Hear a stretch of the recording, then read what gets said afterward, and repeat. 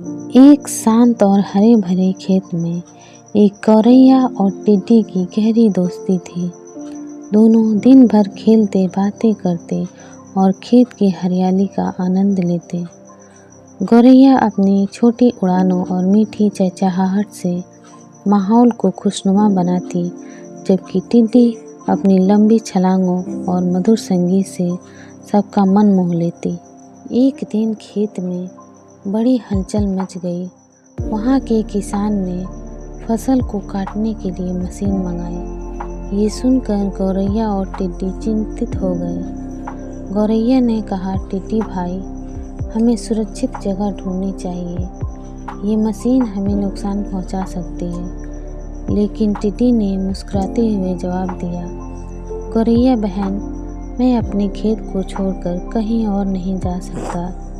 ये मेरी दुनिया है, मेरी पहचान है। गौरैया ने टिड्डी को समझाने की बहुत कोशिश की, लेकिन टिड्डी ने उसकी बात नहीं मानी। वो खेत में ही रहने पर अड़ा रहा। गौरैया ने आखिरकार खुद के लिए एक पास के पेड़ पर घोंसला बना लिया। अगले दिन मशीनों की आवाज़ गूंज उठी। फसल कटाई शुरू हो गई। गौरैया पेड़ से सब देख रही थी। उसका दिल धड़क रहा था। उसने देखा कि टिड्डी फसल के बीच छिपने की कोशिश कर रहा था। तभी अचानक एक बड़ी मशीन उसके करीब आ गई। गौरैया को लगा कि उसका दोस्त अब नहीं बचेगा। वो अपनी जान की परवाह किए बिना उड़कर वहां पहुंची। उसने टिड्डी को जोर से चोंच मारी और कहा, तुम्हारी जिद हमें अलग कर सकती है, लेकिन मैं तुम्हें छोड़ नहीं सकती।